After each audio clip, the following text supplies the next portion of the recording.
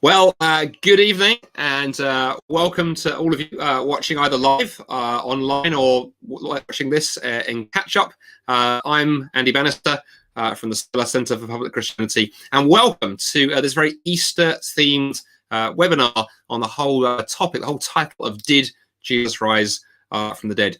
And I'm very excited that tonight we have a very special guest joining us all the way from the USA. We have Mike Licona. Mike, welcome to this Solas webinar. How are you doing? Oh, great, Andy. It's just wonderful to see you again, brother. Well, it absolutely is. And before I give your bio, of course, you and I go back about, I think we were just working out before the show, I think 10 years ago, we met in Wheaton, Illinois, in the USA. And, it's been 11 years since then, and you wear a whole variety of hats, but I guess a potted bio for you would be historian, PhD in history from the University of Pretoria.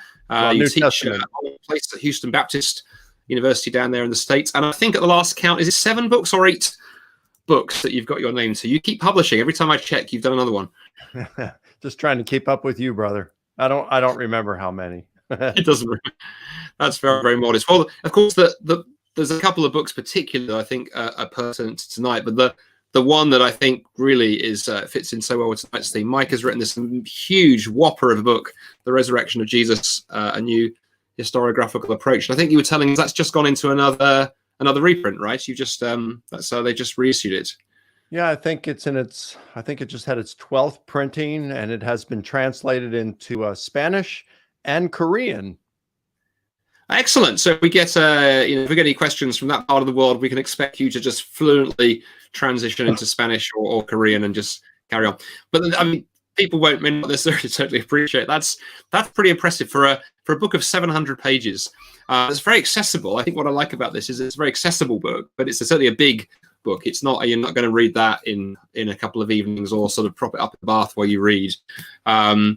But that's pretty amazing for a book on history. So tonight, the format we're going to use for folk watching at home is I'm going to put some questions to Mike around the whole issue of the resurrection, and you'll kind of work in that area. And Mike's very graciously allowed me to interview him.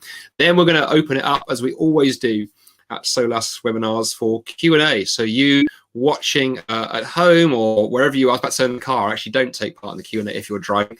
Get your passenger to do it for you. But wherever you are, you could take part in tonight's live Q&A. And so there is the link coming up below the screen. If you go to pigeonhole.at, and type in the code SOLAS31March. You can also find that link through the Solas website. If you go to the Solas website, you'll see the webinar page for tonight's webinar. You can also find the link there. And what you can do at Pigeonhole, you can do 2 really cool things. You can, if you have a question for Mike, as he answers and chats with me, you can type your question into Pigeonhole. And if you don't have a question, but you'd still like to feel that you're participating this evening, you go to Pigeonhole. You can see the questions that other people have asked, and you can vote for your favorite question. So if there's a question that you see, you think, man, that is a great question, vote it up. It will float up the list. And when I put those questions to Mike Licona later, we will your choice question will get there. Well, without further ado, because our time is limited, we always like to keep this to the hour. So let's dive right in. And Mike, the first question I wanted to put to you, if I may, is of course that what fascinated me, and certainly I think may fascinate folks watching who perhaps either have a faith but maybe don't have a faith, is like, okay, you're a historian, you've studied history very, very deeply and gone into it in huge detail, got a PhD, written books and learned articles and all this stuff. Okay, what is a historian doing talking about the resurrection? I mean, surely the resurrection, that's a faith thing. You either believe it or you don't. When it comes to history, it either happened or it didn't. So square that circle for us. Why is a historian interested in a religious story? Well, because, I wanted to know what happened in the past. Now, to be fair here, historians aren't even in agreement on what it is historians do. But I'm going with a basic thought about history, that history is one trying to reconstruct what happened in the past. That's not to say that we can know everything exhaustively or everything exactly as it occurred, or why it occurred, or who was behind it. but it is to say we're trying to understand what happened in the past. And that applies not only to Jesus, it applies to every historical person and event. So we, as historians, we're removed from the past. We're removed from, say, Caesar's crossing the Rubicon. None of the eyewitnesses are alive. All we have are artifacts and documents that report what happened. And so that's all we have to go with. And so we look at those things and we try to figure out, is this mostly true, mostly false, totally true, or totally false, and understand why the historian's writing this, and why it's important to us. So what interested me and why I got involved in this is because, Christianity stands or falls on the resurrection of Jesus. While he's on earth, he made some really radical claims. He claimed to be God's uniquely divine son. He performed deeds that astonished crowds and that both he and his followers regarded as divine miracles and exorcisms. He claimed that God had chosen him to usher in his kingdom. He claimed that our eternal destiny was contingent on what we did with him and his message. So if Jesus, when they asked him, how do we know you are who you say you are? Give us a sign, which I think is a reasonable request. He said, I'll give you one sign, my resurrection. So if Jesus did not rise from the dead, he's a false prophet, a failed Messiah, and we should not follow him. But if he did rise from the dead, he did so in confirmation of his personal radical claim. So that's what got me interested in it. I already believed Jesus rose from the dead, but I was wondering, if we were to investigate it as a historian, what kind of conclusion could we really come to? And as I studied it, I recognized I had my own biases of what I wanted to do, and that really threatened the integrity of my investigation. So I really worked toward minimizing those biases so that I could, proceed with the integrity of the investigation. I could live with the conclusion that we can't prove as a historian that Jesus rose from the dead, so long as the evidence didn't point away from it. But if the evidence pointed away from it into something else, I would have had to give up my faith. That's a pretty radical statement, actually. We'll come to perhaps some of the evidence in a short while, but just to press it a bit further here. Obviously, you've referenced the fact that Jesus made some claims, some quite bold claims, and if the resurrection happens, arguably it vindicates those, because after all, people who are risen from the dead have quite a degree of credibility, one would suggest. But a bit bigger than that, I suppose, is why is the topic of Jesus's resurrection so important? I mean, ultimately, does anything change if Jesus rose from the dead? I mean, do we not just have, oh, great, this is a miracle that happened in history, this is quite fascinating and intriguing, and if we can demonstrate it historically, well, that's quite unusual. But is there more than that? Is there more standing on the whole question of Jesus and the resurrection? What makes it so important in your view, Mike? Well, the Apostle Paul himself said, who claimed to be an eyewitness of the risen Jesus, who said that he was preaching the essential things, the gospel message, the same thing that the Jerusalem apostles were preaching. And he said, if Christ has not been raised, your faith is worthless. Worthless. In fact, in the Greek, in 1 Corinthians, I think it's 15:17, the Greek word worthless, useless appears first in the clause in order to bring emphasis. Utterly useless, worthless is your faith if Christ has not been raised. So the argument that Paul gives in 1 Corinthians 15 basically is this: if Christ has not been raised, he's the first to be raised in the general resurrection. We're to come later when he returns, but it's all part of the general resurrection. So if Christ has not been raised, we will not be raised. If we will not be raised, the Christian life is not worth living. And that makes sense. But then he goes on, but Christ has been raised. Therefore, we will be raised. Therefore, the Christian life is worth living. And that's why it's so important. That's why the resurrection is so important. Everything is contingent on whether he rose. If he rose from the dead, it's game, set, match. Christianity's true, period. If he didn't rise from the dead, let's go find something else to follow. It's interesting that you say that game, set, match piece. I was actually doing a follow-up event for a university mission the other week. We had in the small group of students doing follow-up, we had both an atheist and a Muslim, and it was interesting, particularly dialoguing with the atheist, who actually I recommended your book to. In the end, this is sort of where it came down to land, because I think she was coming out of atheism and into the view of, okay, maybe there's a spirituality of some kind. Where do I start? There's so many truth claims out there, and that's exactly, Mike, where I took her. I was saying, well, the great thing about the resurrection is that it's quite investigatable, and B, as you say, if it turns out to be true or beyond reasonable doubt, then it's game, set, and match, actually. So it's a good place to begin as an atheist or somebody coming out of atheism, rather than sort of look at all the views out there and panic.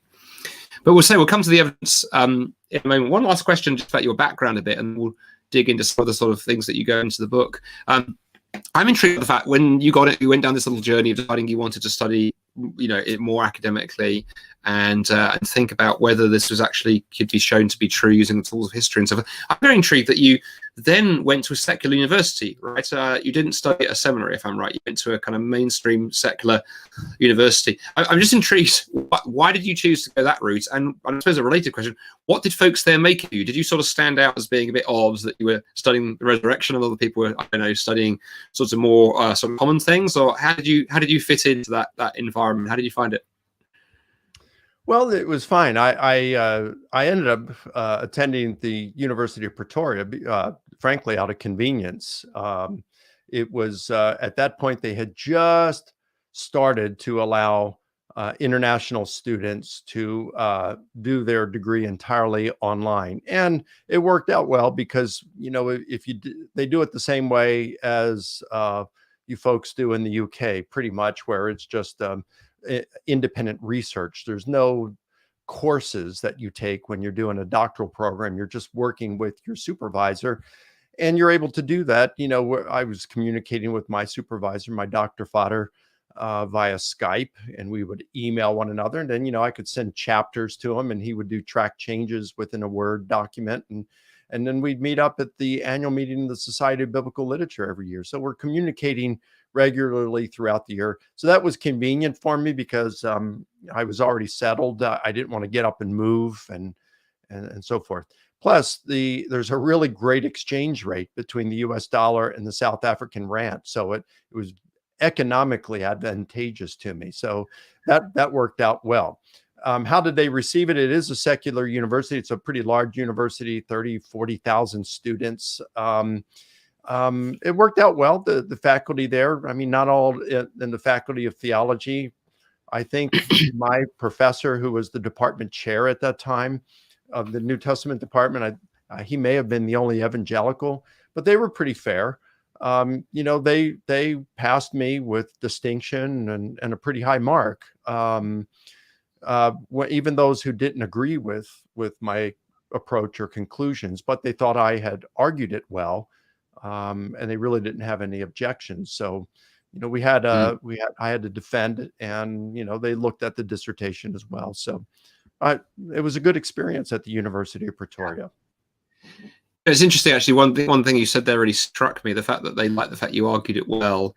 I often say to secular friends, whether or not you agree with the resurrection, wherever you stand on it, what I find fascinating is that it's not always appreciated that in the in the academy and in the among sort of historians and so forth, as you've said, that the evidence, the discussion around the resurrection is taken very seriously. That it's not taken, this sort of slightly kooky idea, but actually there are learned articles and books and conferences and papers and so on. And I think that's important for Christians to hear, that we can come into the marketplace of ideas and stand up. Doesn't mean we'll win every discussion, but we can be taken seriously. Gary Habermas has studied resurrection more than anyone, and his bibliography that he's compiled of academic sources since 1975.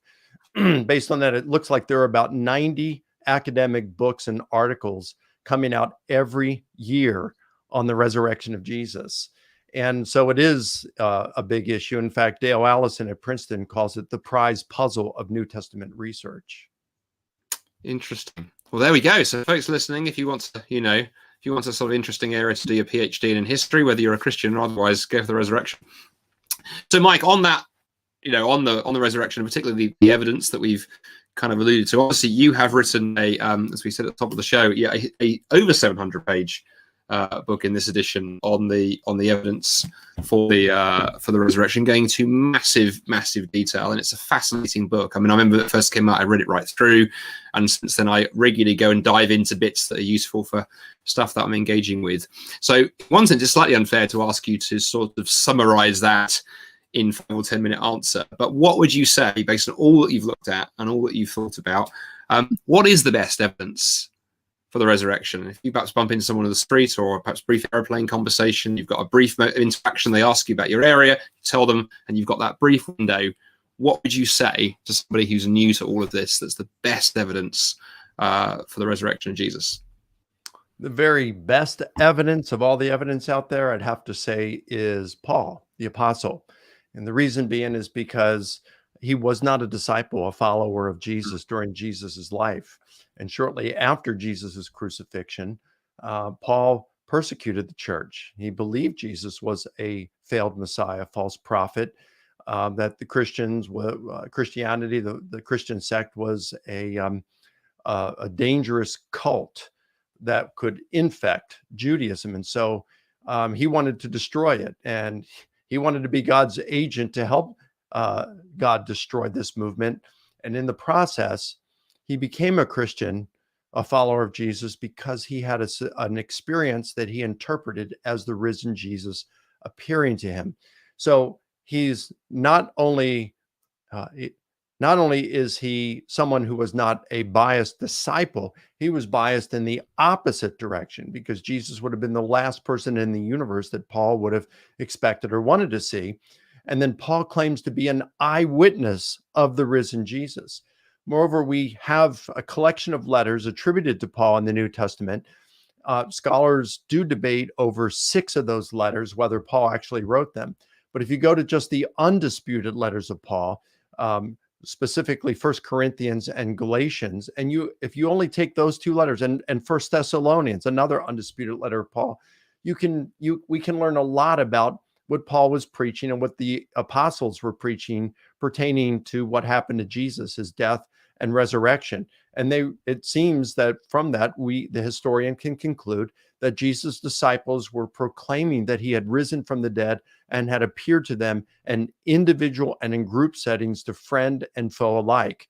So that makes Paul an amazing witness, because it goes back to the eyewitnesses themselves, which means it's not a legend that developed over time. You could say that they were lying or hallucinating, but it's not a legend that developed over time.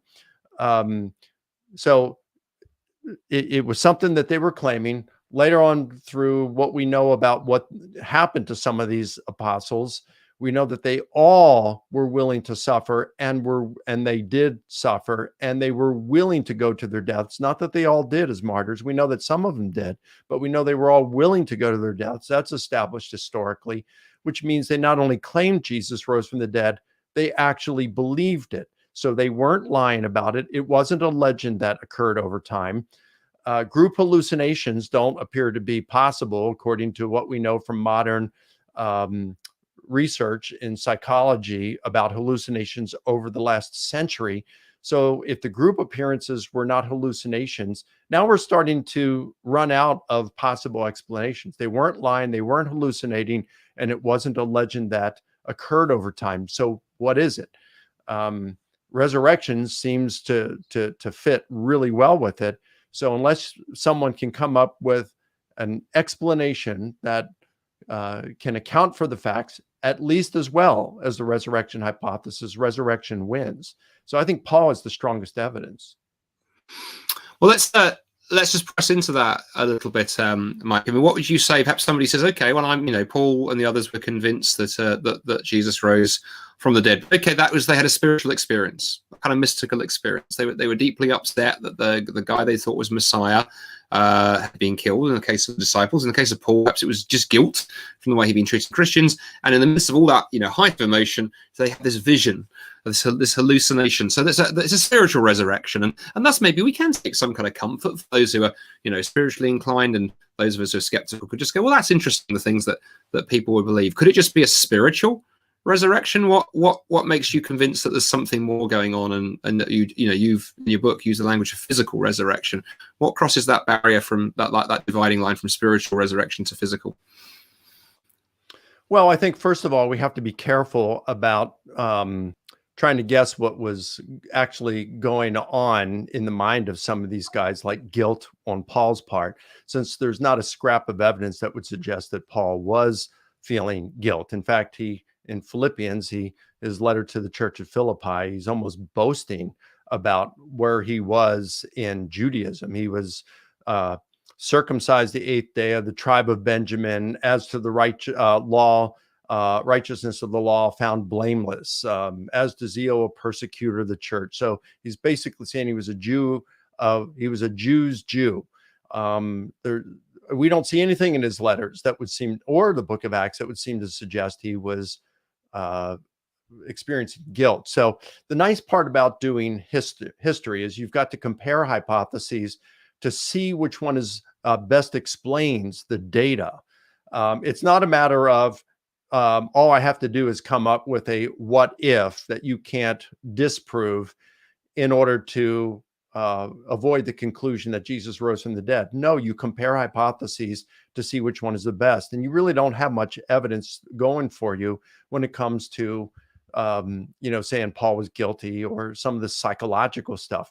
In terms of a spiritual experience, a spiritual resurrection, like an incorporeal resurrection, a ghost-like, rather than bodily resurrection, well, then you got to look at the evidence. All the evidence we've got, at least in the Gospels, would point to a very bodily, physical resurrection. You got an empty tomb. They touch him.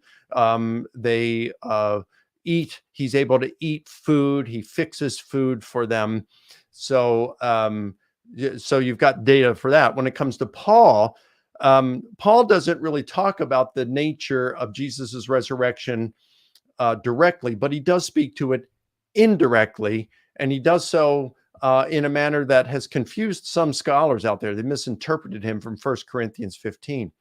Paul is addressing what the nature of a resurrection body is like, and like ours when we're raised on the resurrection. Because some were saying there is no resurrection. This life is all there is.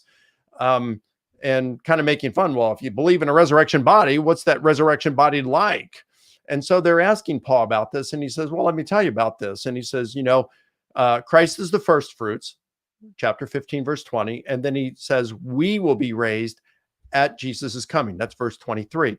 So the way we are raised is the way Christ was raised. And then he goes and he talks about some different things. Now let's go to 1 Thessalonians chapter 4. And he's actually going through a kind of process here when Christ returns. And he says, the trumpet will, we're not to grieve as those who have no hope when we lose a loved one who died as a follower of Jesus. He says, because Christ will bring back with him those who died as believers. He's going to bring back with him those who died as believers. So they're returning with him. And then he says, the trumpet will sound and the dead in Christ will be raised first. Well, wait a minute. If he's bringing us back with him, how are we going to, what's being raised? Well, it can be nothing else other than the corpses. So when a person dies, a follower of Jesus dies, Paul says to be absent from the bodies, to be present with the Lord, 1 Corinthians 5:8. Jesus tells the thief on the cross, today you will be with me in paradise. Philippians chapter 1, verse 22, 23, something like that. He says he could die and be with Christ or remain in the body. So he sees that from Paul, when a person dies, their spirit goes to be with Christ, but their body decays. When Christ returns, he brings back the spirits of believers, puts them back in their corpses. The corpses are resurrected and transformed into an immortal, glorious, powerful body. And of course, that leaves behind an empty grave. So Paul himself believed in a physical bodily resurrection, future of resurrection of believers. And we're going to be raised as Christ was raised. And so therefore, that means he believed Jesus was raised physically, bodily, just as we find in the Gospels. That's very helpful. I think I also remember hearing somebody say, I forget whether it was you or others who've written on this, that it was to generate the Easter faith of the disciples that you talked about earlier. you know, you need those resurrection appearances, but you do actually also need an empty tomb, because if there'd been resurrection appearances in a body in a tomb, then probably they would have gone for some kind of visionary explanation, and we had these dreams, we had these things. But there was an empty tomb, you know, discovered by the women on the Easter Sunday morning. It took that plus the resurrection appearances together. Bam! Then you've got early Christianity explodes. Yeah, if you just have visions of Jesus, of a glorified Jesus in heaven, that doesn't lead to the belief of bodily resurrection. But it does appear as we read Paul's, we read the Gospels, even the kerygma, the charismatic summaries in the speeches in the book of Acts 2, 10, 13, Acts 2, 10, and 13. They're quoting scripture and like Psalm 2, 7, Psalm 16, 10, and using that to say Jesus was, fulfilled scripture by being raised physically, bodily, leaving behind an empty tomb, an empty grave. So again, visions of Jesus in heaven or being exalted or as a ghost doesn't lead to the belief of bodily resurrection. Yes, I think as somebody else once said, you know, you take the resurrection out of history, you're kind of left with this resurrection-shaped hole that explains the early church beginning, quite frankly. But let's talk about, you know, skepticism for a moment. So, Mike, you've laid out some of the evidence, and we'll probably have time to go through more of it, particularly in the Q&A when folks online perhaps begin prodding you on certain areas. But what are some of the pushbacks you've heard? Because obviously, you know, you've thought this stuff through, you've engaged with those who believe wildly differently to you. So, what are perhaps some of the most popular objections to this from folks who would not agree with your conclusions, and how would you respond? Well, they're going to be, you know, what's offered on the internet by bloggers is going to be a little different than what, you know, skeptical scholars offer. So which are you looking at here? Let's I'll tell you what, let's go for one. Let's go for two objections, perhaps one more popular, one more scholarly. Would that be kind of fair to give us a sample perhaps of the differences? Yeah. All right. So for popular, I mean, I don't read a lot of blogs, to be honest with you. So I guess I would just have to go with what I hear when I lecture on college campuses.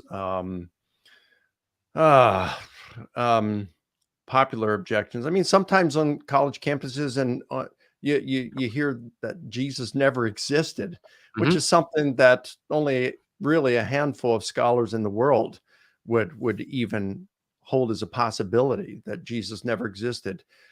You can find more credentialed scientists who embrace a young Earth view, that the Earth and universe are 15,000 years old or less. You can find more credentialed scientists who hold to a young Earth than you will historians of Jesus who think he never existed. It is a fringe view that is, you know, really doesn't have much of an academic standing, but it seems to be popular on the internet. When it comes to academics, scholars, they tend to hold either to hallucinations, which is a quite weak alternative hypothesis, one of the weakest actually. But most New Testament scholars and philosophers aren't historians. They don't know really how to look at things historically. They haven't been trained in historical method or the philosophy of history, or really given a lot of these things thought. So they don't really weigh hypotheses. They're just more or less weighing in with their worldview and biases. And that would go not only for skeptical historians, but Christian, skeptical New Testament scholars and philosophers, but it would go to as well for Christian New Testament scholars and philosophers as well. They hardly have any training in historical method and philosophy of history. Perhaps, you know, one of the more popular objections against the resurrection today has nothing to do with the evidence. It would be more or less along the lines of to say Jesus rose from the dead would require God, and historians cannot access God, and therefore they can't say that Jesus was raised. So that would be a popular objection by scholars. Yeah, interesting. Well, fun enough, in the questions, the Q&A, which we're going to shift into in a few minutes' time. And remember that for those of you watching, if you want to ask Mike a question, there's a link that will pop up in a moment to our Pigeonhole link. There you go. You go to Pigeonhole 80 and put in the code SOLAS 31st March, and you can either submit a question or vote for somebody else's. We've got 2 or 3 definitely skeptics hanging out in there already, so that's good. So we'll look forward to some of that in a minute, and see how you engage with some of the questions they've raised, Mike. But the last question I have for you in this section, and then we'll transition through to that more lively kind of Q&A time, is obviously, in a sense, we've talked quite academically this evening over the last half hour about historical evidence and the way that historians weigh these kind of things. But I'm also interested, as we just come to the end of this part of the evening, what difference has it made to you personally? Because obviously I get the sense, that you're passionate about this as a subject, but this isn't just an academic thing that intrigues you in some vague, disconnected way. This makes a difference to you personally, right? How's the resurrection of Jesus change things for you? Well, we do think a lot. I'm going to be 60 in July. And, we just think a lot about things, about our world, about our own personal lives, what's the meaning of life and things like this. And, I think about, over the years, people who were wrongly, unjustly accused, convicted, and condemned, either to execution or to spend years, perhaps their entire adult life, in prison for something that a crime they never committed, so that the person who committed it could be free. If God does not exist, then what we're looking at is the cries of that individual are not heard, and they don't matter. You have injustices go unanswered. You have things like goodness, that people who give up their lives and the comforts of life in order to benefit others, say like Mother Teresa. If God does not exist, goodness goes unrewarded. And then you look at something that hit home with me when my mom died in 2013. My dad died a year later. I've got a hope that I will see them again. But if God does not exist, I wouldn't have such a hope. It would just, a person dies. That's it. They're going to be forgotten, and I will never see them again, although I love them dearly. So for me, it's not only God's existence, but knowing which religion is correct, which religious leader was telling the truth. Can I have eternal life? Is there really heaven afterward? Why should I believe that? And if Jesus rose from the dead, then that means not only that God exists, but Christianity is true.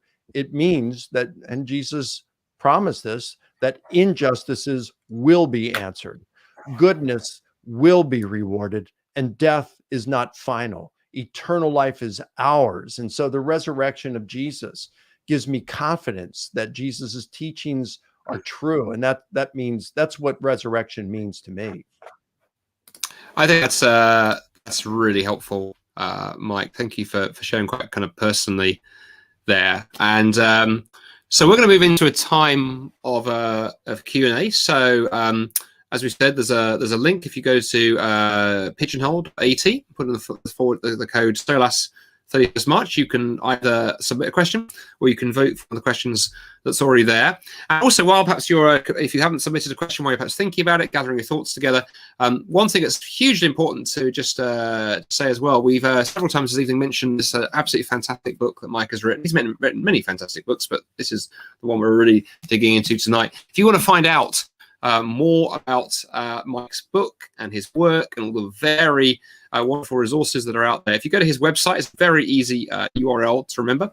You can go to risenjesus.com. That's also then got links from there to Mike's YouTube channel and lots of other content. If you've enjoyed just the way we've whetted your appetite with some of what Mike has shared this evening, do go and check him out at risenjesus.com. And I'll embarrass him deeply by saying this. One of the things I've really liked about the 11 years I've watched Mike, got to know him, watched him talk to Christian audiences and secular audiences, I love the kind of graciousness that Mike does this with. I hope that's coming across. He's not combative with those he thinks differently to. He's very gracious, very kind, even with outright skeptics who want to argue him into a corner. And I've deeply appreciated that about watching his work. Well, we have some questions. So without further ado, because we have 26 minutes left at the top of the hour, Mike, I'd like to let you have a go at some of what our audience have been submitting. into the questions. It's great. Some people have been submitting questions. Others have been voting for questions. And the one that's floated to the top of the list, I actually really like the name behind this question. The person who asked this question is David, and I almost wonder whether the surname ought to be Hume, because the question this David has asked, Mike, is simply this: miracles. I mean, how really can we verify a miracle historically? Surely by its nature, history deals with the stuff that's repeatable. Armies fight battles, kings come to the throne, kings and queens die. It's repeatable stuff, so we can investigate it. But a miracle isn't repeatable, and so therefore we can't really, take it seriously. What would you say? Miracles and history. What would your thinking on that one be? Yeah, that's a really good question. It's a fair question. The historian is limited in the tools he has.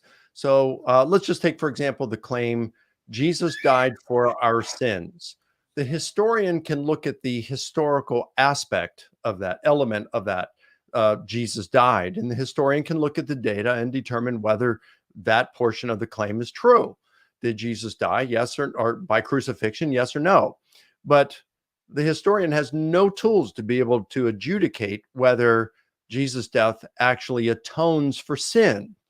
The historian could say whether the early Christians believed that it did. The historian may even be able to determine whether Jesus believed that his imminent death would atone for sin. But the historian has no tools to be able to determine whether Jesus' death actually has an atoning quality to it. So when we come to the resurrection of Jesus, I think we're looking at something similar. I think the historian could look and say whether Jesus was raised, but if you're looking at the claim God raised Jesus from the dead, the historian has no tools to determine whether God did it. Now, the historian may look and posit a theoretical entity such as God, but the historian has no way to confirm that if Jesus was raised from the dead, God did it.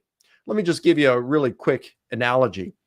Let's say that cosmologists, astronomers, determine that they've been tracking a comet, and on a specific day and time, a week from now, that comet is going to crash into the moon. And so that specific day and time, we've got the Hubble Space Telescope and a number of planetariums around the world zoomed in on the lunar surface to watch the event. We're all watching it on television. And at the appointed time, the comet slams into the lunar surface, and as the dust settles, there is a message written on the moon's surface that says, "Jesus is Lord," and it's written in Hebrew and in Greek.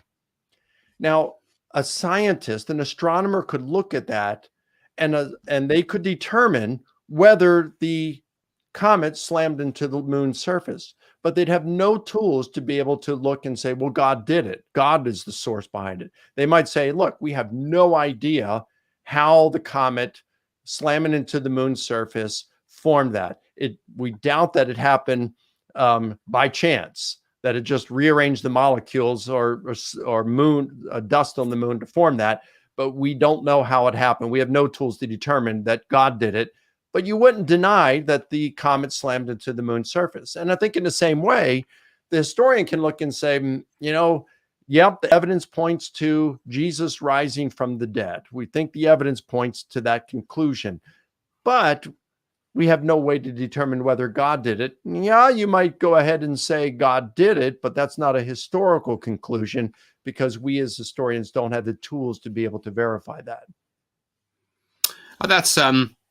That's really helpful, Mike. The next question I want to put to you actually flows a bit off that, actually. And I suspect the person who's asked it might have missed the beginning of the webinar, because I explicitly asked you around this area, but I'd like to press into it a little bit further. Somebody has asked, and anonymously, this individual, you talk about, quote marks, evidence, but isn't it really about faith? And we talked about this a bit at the start, Mike, but one of the things I'd be really great if you could perhaps shed a bit of light on. I know you go into huge detail about this in the opening sections of the book. How do historians work through some of this stuff? Because of course in history you can't empirically test anything, but there are ways that historians can begin assessing probability and the likelihood of things. How does that work, and how does that apply to the resurrection when it comes to this evidence versus faith dichotomy that this questioner is pressing us into? Sure, good question. Well, You're absolutely correct, Andy, that, when it comes to historical investigation, we can't get into a time machine, return to the past, and verify our conclusions. So we have to form, hypotheses and see which one seems to be the most likely. We judge things, as you mentioned, according to probability. So some things are indeterminate. We can look at what we could call a spectrum of historical certainty. Think of a staircase, and you go halfway up the steps, and that's indeterminate. You can't say whether it did or didn't happen. You just have to throw up your arms and say, I don't know. And then as you go down that staircase, that goes to, well, it's less probable than not, less probable than so. And you go, well, it's and you go down until, all right, we're certain that it didn't happen. But there's various degrees of uncertainty, you could say, along the way. And then conversely, you go up the steps. So it's more probable than not, and it's somewhat certain, somewhat probable, quite probable, very probable, certain. Well, you hardly ever get to the certain. And so historians disagree on where you have to be on that spectrum before you say, this happened. So for me, some historians like James D.G. Dunn said you just have to be more probable than not. I think you should be a little bit higher than that, especially on something like a miracle claim. But then you say, well, what, how do we know, something is a better hypothesis than another? So you look and you say, well, what hypothesis is able to accommodate and explain more of the knowable facts than others? The one that can explain more of the facts, the most of the facts, better than the others, is regarded as what probably occurred. Can it explain the evidence or the facts without forcing any of the data to fit? Or said a different way, given the truth of a hypothesis, what do we expect to get as a result? And to the extent we get those things, that hypothesis is said to be superior to the others. You want the least amount of non-evidenced assumptions or speculation involved. And then you want it to be compatible with our background knowledge. So the hypothesis that best fulfills these criteria is regarded as what probably occurred. And so when you submit the various hypotheses, like hallucination hypothesis, metaphor, legend, Jesus didn't die, hallucinations, things like that, the resurrection hypothesis comes out far better, in my opinion, than competing hypotheses. And so therefore it should be regarded as what probably occurred. So does it require faith? Yes, but so does any hypothesis, really.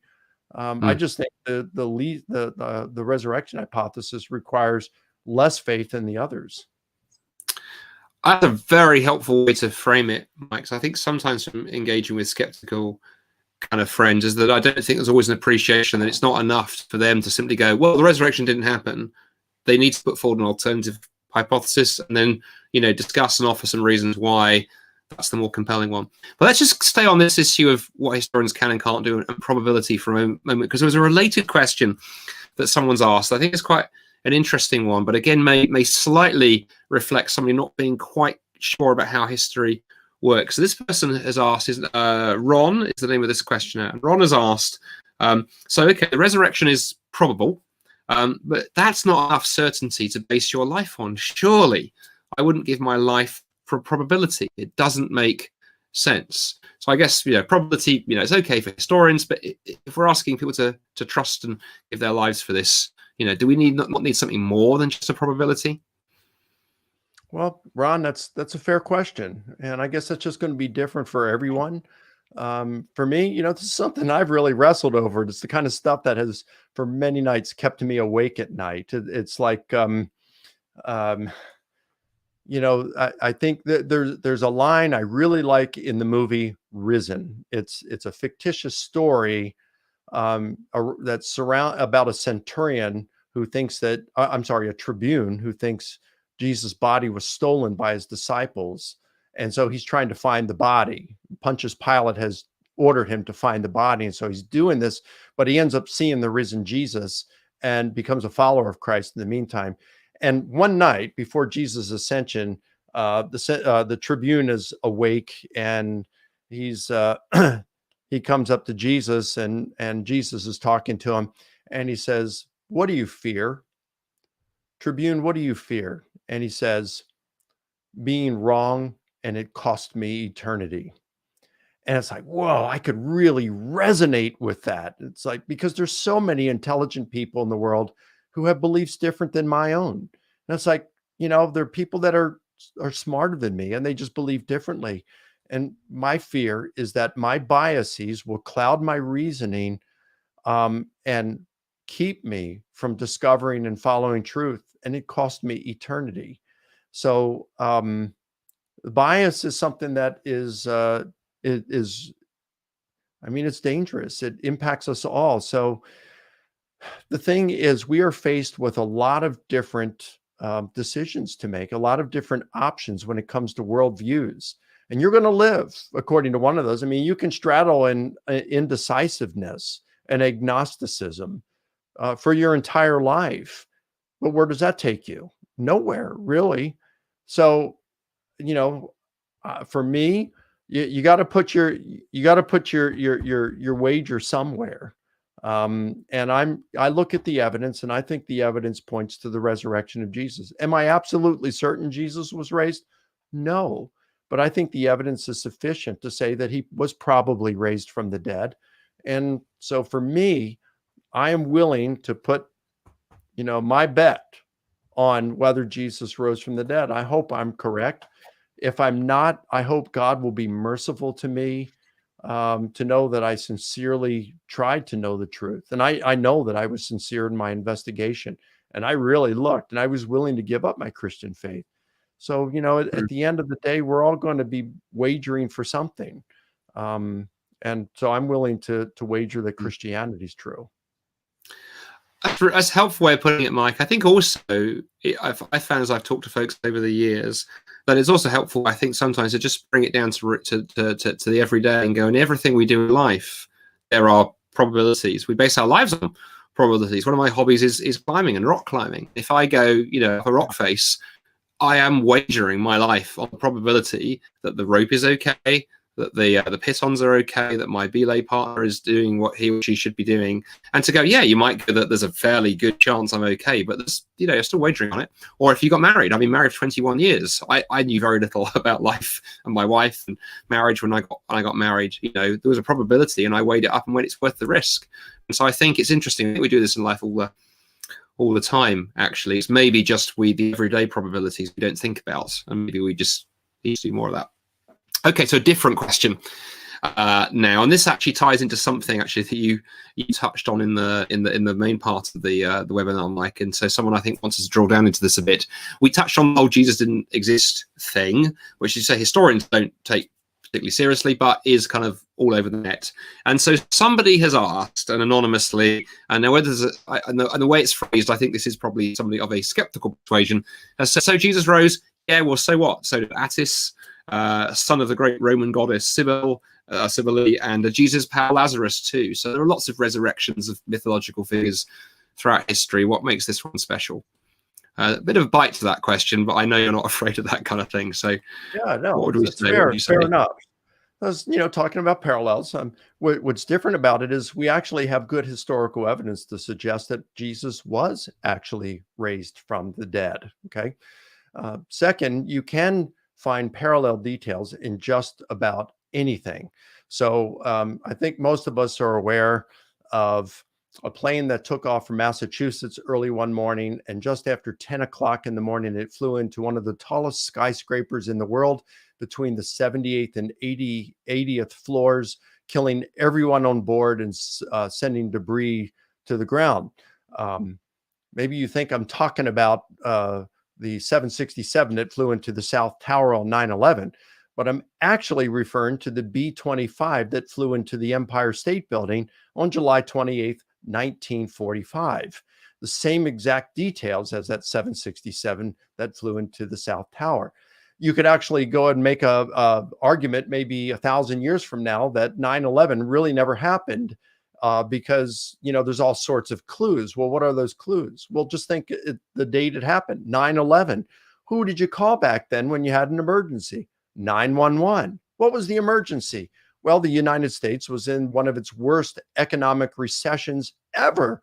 And so that was symbolized by the collapse of the World Trade Center Twin Tower buildings.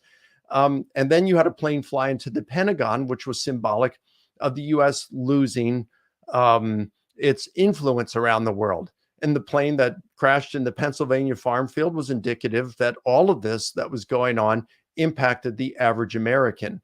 And so, therefore, it was just modern mythologizing of what happened on 9/11. It makes sense, it would 1,000 years from now, but it's entirely false. So you have to be able to show that there's a causal connection. Could also point out that, what's the probability that these earliest Christians who were pious Jews who debated over the minutiae of the Jewish law, such as whether Christians could eat meat that had been sacrificed to idols, whether Jewish Christians were allowed to eat in the same room as Gentile Christians, whether Gentile male Christians needed to be circumcised. Now, if you're going to be debate over the minutiae of the Jewish law to this extent, do we really suppose that these same Christians are going to engage in wholesale borrowing from pagan religions to form the foundation of their own? I doubt it. And then you think about things like, we would expect myths of dying and rising people in antiquity. I mean, throughout the world, even today, but even much more in antiquity, life was brutal and people were mistreated and lived really difficult lives throughout all of human history. And so, they wanted to know that there was something beyond, that this life wasn't all there is. And so we would expect for stories about people surviving death, coming back and talking about the afterlife, whether good or bad. We would expect that to be peppered throughout all of human history. But that doesn't mean that all of those stories are false. In a similar way, we find a lot of romance stories, romance novels, a lot of fictitious movies about romance. Why is that? Because the human hearts can't seem to get enough of romance. It's a deep desire within most human beings. But just because you have tons of fictitious stories about romance doesn't mean that any particular story that one may claim about romance is false. So it's the same way about death and reports about people coming back from the dead. I could give so many different answers to this, but we'll just stop at that. That's helpful. The other thing as well, actually, and that made me laugh, Mike, because as that question came in, I was reminded I did a debate with a kind of a British skeptic at the University of St Andrews about 18 months ago on the resurrection. He went down this route, and in the rebuttals, he'd picked up Attis. I knew he was going to do this because I read his work. So I went through and dug up some of those legends and just looked at the parallels. And I remember pointing out the debate. I went, well, of course, Attis, not really a resurrection. Typically, he kills himself in the stories with grief for a lost love. His blood spills on the ground, and he turns into a tree. And I remember on the PowerPoint putting up a picture of a tree next to a picture of Jesus and going, one is a sort of body, one's a human being, one is a tree. And I think sometimes the kind of parallelomania gets a bit carried away.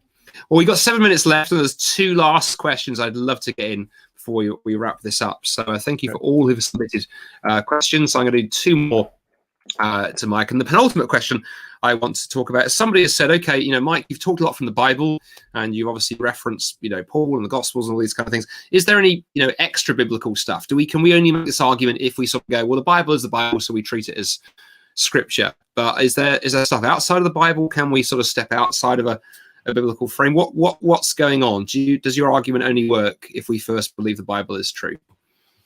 Well, that's a good question. Let me just say this, first of all, that even skeptical New Testament scholars use the Bible as their primary evidence. Even Bart Ehrman says that if you want to know about Jesus, there's really only one place to go, and that's the New Testament Gospels. And he says this isn't for theological reasons, it's for historical reasons, pure and simple. That's almost a direct quote. So just because it's in the Bible, in the biblical literature, doesn't mean that we should, say, well, you can't use any of it. We learn a lot about Islam from the Quran. That's your area of research, Andy, of course. Just because it's in the Quran doesn't mean we can't use it or shouldn't believe it. You look at it and there's stuff that we can learn even from that. And so even some of the most skeptical New Testament scholars and historians look and say, we can still learn a lot about Jesus from the biblical literature. That said, there is a little bit of knowledge that we can know about Jesus from outside the Bible. And I suppose that by saying that, we're not talking about Christian literature like the Apostolic Fathers who knew some of the apostles, people like Polycarp and Clement of Rome, and perhaps Papias. You're probably thinking of just non-Christian sources. And there are some things that we can know. You've got Josephus. Now, there are two texts in Josephus that where he mentions Jesus, and one of them in Antiquities of the Jews, Book 18, Section 63, that is a disputed text, but by far most Josephus specialists think that Josephus does mention Jesus there, but that a Christian in the 2nd or 3rd century doctored up the text to say more than what Josephus actually said. But most Josephus scholars think that Josephus mentions Jesus as a worker of deeds that astonished crowds, that people thought he was the Messiah, that at the instigation of the Jewish leadership, Pilate crucified him, and that his disciples didn't stop following him, but the tribe of Christians remained to this day. Some would add some other things, like I think that Josephus mentions that Jesus' disciples claimed that he rose from the dead and appeared to them. I think that that is most probable, but not all Josephus specialists or New Testament scholars would grant that. So anyway, at least we've got things that in the Josephus text that Jesus was a teacher, that did astonishing deeds, that he was crucified by Pontius Pilate at the instigation of the Jewish leadership. You got Tacitus, a Roman historian, who says that Jesus was executed by Pontius Pilate, the prefect at the time of Jesus, during the reign of Tiberius Caesar. You've got Mar Bar Serapion, who mentions the execution of Jesus at the instigation of the Jewish leadership. So you got Lucian of Samosata in the middle of the 2nd century, who mentions the crucifixion of Jesus in Palestine. So we do have some things about Jesus in these non-Christian sources, which I think are quite valuable. Now, you do have Jesus mythicists who try to undermine some of these and say, well, all of them are Christian interpolations. But they give some really wacky arguments for most of those, other than Josephus, and most historians reject those. That's great stuff, Mike. Thank you. That's a huge area, and thank you for just summarising that so helpfully. Well, can I have one last question, and then we'll wrap this up. And I like this one. We've had some tough skeptical ones, and quite deep ones. This is a slightly different one, but I looked at it and went, "This is fun." So I just will ask about this, and it connects to the extra biblical material. Actually, somebody has asked about the Turin Shroud. Is it proof of resurrection? Is it interesting? Is it helpful? Is it fraud? Is it irrelevant? What do we make of the Turin Shroud? And that's been upvoted by 3-4 people now. So I thought we have to be fair. It's the second question on the list. So, Mike, the Turin Shroud, what's going on? Yeah, well, I'm not an expert on that. I haven't studied it a whole lot, but from what I have studied, that's reading several books and also talking a lot to Gary Habermas, who is an expert on it, and also talking to Barry Schwartz, who is an expert on it. Barry is not a believer. He's Jewish. He is not a Christian. He was on the STURP team, the Shroud of Turin Research Project. It was the official photographer. And, they expected to just go in back in the 70s, I think 1978, look at it for a couple of weeks and be able to determine that it was a fraud, a forgery. But after all that time, they didn't. They weren't able to do it. Later on, about 10 years later, there was carbon dating testing that dated, was it 13th or 12th century, 14th century, something like that. But then later on, that carbon-14 testing has been called into serious consideration. And in fact, in a Festschrift, which David Beck and I just co-edited for Gary Habermas, I think it's called Raised on the Third Day. You can find that online. It's published by Lexham Press. We've got a fantastic lineup of contributors. Barry Schwartz is one of the contributors, and he talks about why the carbon-14 testing has been done on the Shroud, has now been entirely discredited, and he gives reasons for it. It's really a striking essay in that Festschrift, and that alone is worth the price of the book. I think his essay is. So if he's correct, and I think he is, I don't think that there's any way that has been given to date to explain how the image got on the Shroud, and everything points to the authenticity of the Shroud. And if we don't need it for the resurrection of Jesus for a case for it, But I think the evidence for the authenticity of the shroud is quite compelling. And if it is the shroud of Jesus, we actually have a photograph of the resurrection. That's quite the thought, actually. It's interesting when that question came in, Mike. I was reflecting. I remember once talking to a mutual friend of yours and mine, I think Craig Evans, who I know is also down at HBU and other places. And Craig, first class historian himself, expert on the New Testament. And I remember once talking to Craig on this, and Craig had also, like you, done a bit of reading, not his own field, but a lot of reading. I remember Craig saying to me, in that very kind of Craig Evans way, he looked at me and he went, there's only two, as I see it, there are two possibilities. This is either the most unusual and mysterious physical object that history has bequeathed to us, because we have no idea how this image was produced, not even the beginnings of an idea, or it's the real deal. So either way, it's really, really interesting. But as you say, we don't have a faith as Christians doesn't stand or fall on this. It's a nice kind of sort of cherry on top, but it's not the only thing that we live for. Well, Mike, I'm just hugely grateful for all you've covered this evening. We have thrown so many questions at you, and you've answered them with patience and grace, and a sense of humor and a smile. So thank you for all that you've shared with us this evening. As we've said a couple of times throughout the show, do check out Mike's material, risenjesus.com. So links to all of Mike's books and videos and other things. And the book we've been talking about this evening, The Resurrection of Jesus, a new historiographical approach. Don't be put off by the size. There are some books of this size that are daunting to read. What I love about Mike's book, it's accessible. Yeah, it'll take you a while to get through, but it's very, very, very readable. If you can read a broadsheet newspaper, you can read this book. So, Mike, thank you for all you've contributed to this, and I wish you and your family a very happy Easter. And to all of you watching at home, likewise, a happy Easter. If you are a Christian and follow Jesus, have a wonderful Easter. And if you're watching this evening because you're a seeker or a skeptic or a doubter or agnostic, why not start reading Mike's book or another really good book on the resurrection this Easter and decide, look at the evidence for yourself, because those of us who have think that it's pretty compelling. Good night, and thanks for watching.